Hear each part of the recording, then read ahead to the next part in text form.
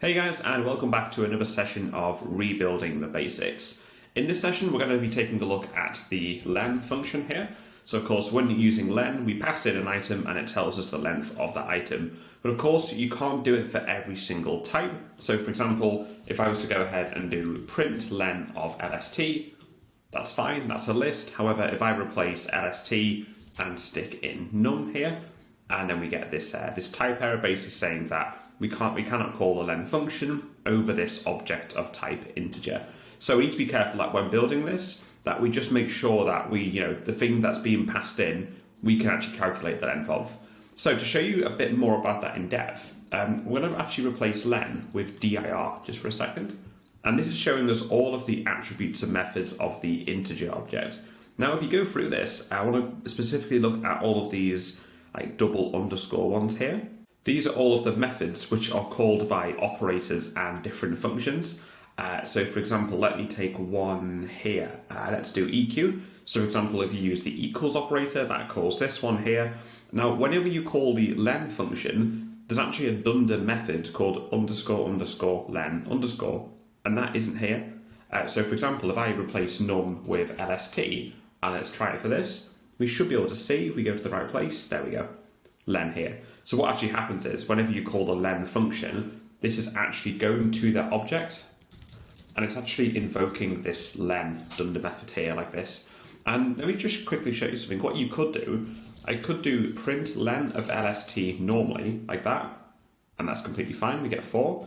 However, you can actually invoke it manually. If you do lst dot underscore this guy here, underscore len, this is basically like skipping the middleman. So the len function goes off and calls this, but we can actually just go off and call this ourselves. The reason why we have the len function is that this just doesn't look very good. It's a bit unsightly, it's a bit long, and basically this is kind of hidden behind the scenes, but it's there to be called by len.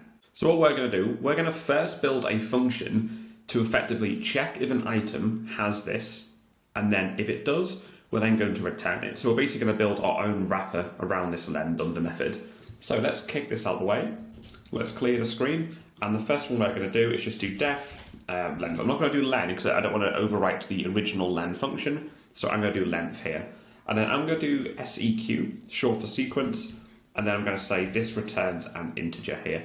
Okay, so let's then do a basic documentation string. So I'm just going to say return length of sequence, or seq in this case.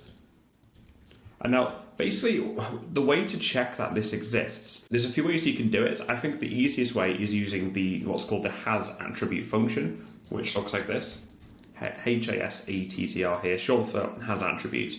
So we can basically say, if this has the attribute of len, then go off and try and return it. So let's go ahead and try and do that.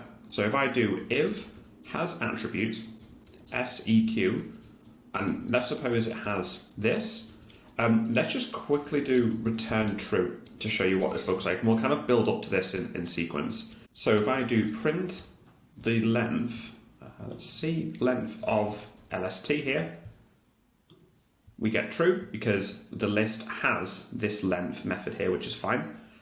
Let's replace this with num. And actually we should get none because we haven't said return false, or we could if I do return false here, it'll skip this return true bit and give us false. There we go. So far so good.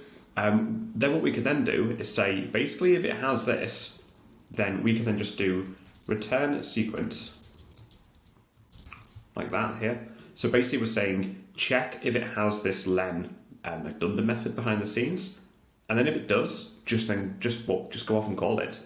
So let's go and try this. So we get false for this one here. We'll handle that in just a second. Let's replace that with lst here, and then we get 4 like that.